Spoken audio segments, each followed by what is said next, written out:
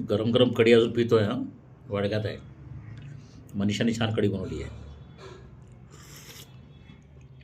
आला बिलं टाकून जरा बनवली आहे. दहशतवादाचं रूपांतर काय होईल? आता एक असा सिद्धांत होता सावरकरांचा की धर्मांतर म्हणजे राष्ट्रांतर.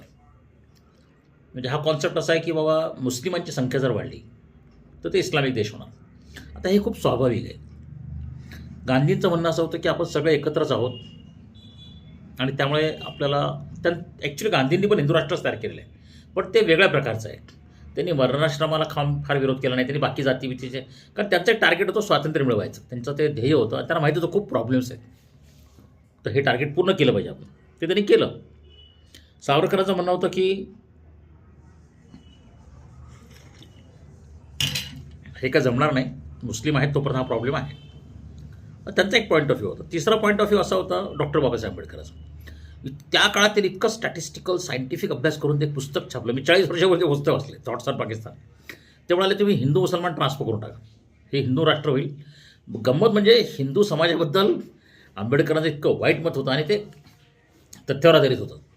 बाबासाहेब आंबेडकरांनी कधीही हिंदूंच्या सुडाची भाषा केली नाही. त्यांनी नाराजी व्यक्त केली, टीका केली, हिंदूंना धुवून काढलं. त्यांनी बुद्ध धर्मात स्वीकार केला, पण ते सुडाची भाषा नाही केली.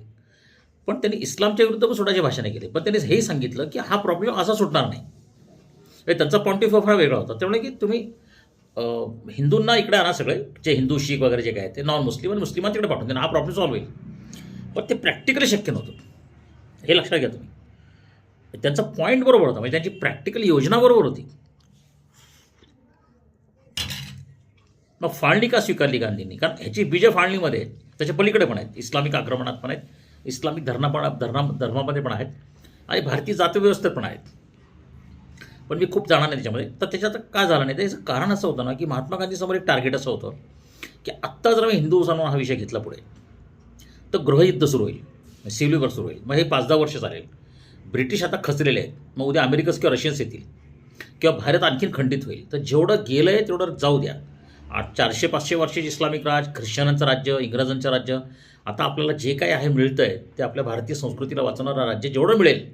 बाकी काश्मीर डिस्प्यूट त्रास होणार आहे, बांगलादेशचा इश्यू होणार आहे, हे सगळं गांधी, नेहरू ह्या लोकांना कळलेलं होतं. हे काही वेडे लोक नव्हते, यांना फार दूरदृष्टी व्हिजनरी लोक होते.